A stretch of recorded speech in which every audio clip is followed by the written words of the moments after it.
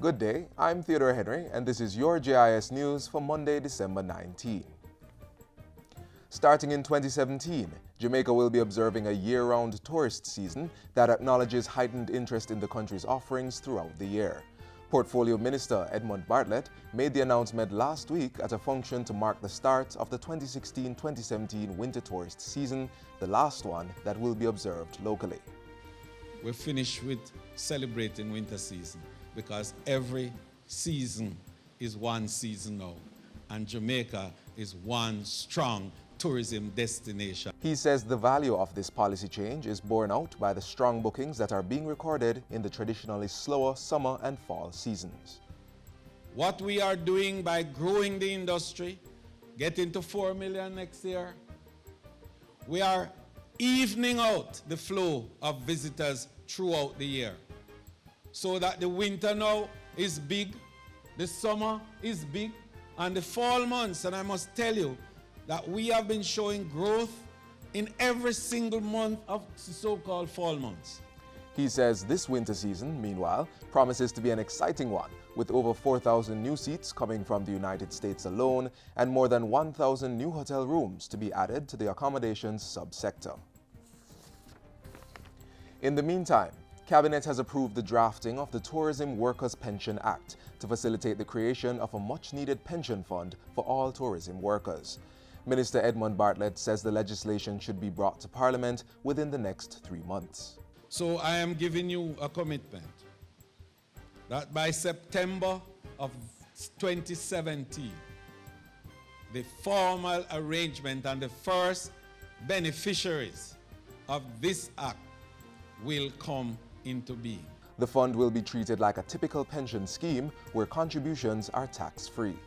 Cabinet, meanwhile, has also given approval to amend the Tourism Enhancement Fund (TEF) Act to allow for the disbursement of $1 billion, which will be used to seed the pension scheme.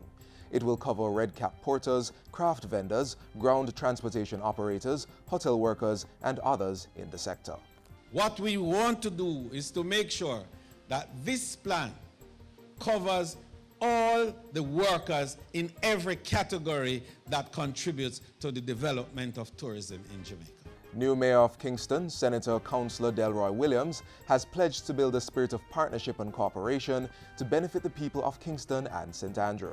The dreams, hopes, and aspirations of the people of Kingston and St. Andrew demand that we manage the city in a spirit of unity and cooperation. He has also committed to working more closely with key stakeholders such as the Ministry of Transport and Mining, the Jamaica Constabulary Force, and vendors. We must have better synergies and linkages to facilitate economic growth.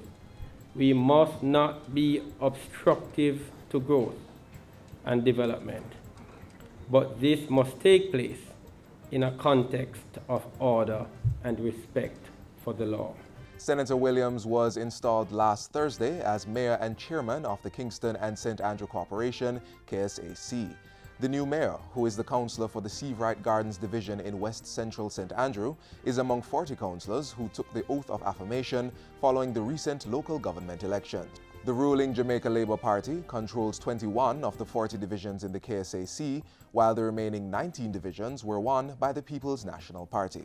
Special Advisor to the Minister of Culture, Gender, Entertainment and Sport, Ali McNabb, has praised JIS's annual heritage competitions for aiding the development of young people. He was speaking at last week's awards ceremony for the 2016 winners. This JIS initiative is to be applauded as it allows for a different kind of creativity, expanding the thinking and expression of youth in writing, designing, and photography. 9-year-old Makoto Lily from Mount St. Joseph Prep is this year's Heritage Essay Competition winner. Patrick Howell of Arden Prep and Extension High School took top honors in the poster competition. The winner of the inaugural photo competition was Lamar Salmon from the Montego University College. And finally, the National Parenting Support Commission, NPSC, is encouraging parents who have become victims of harmful or violent behavior from their partners to seek professional assistance. The call follows an increase in reports of domestic and gender-based violence across the island.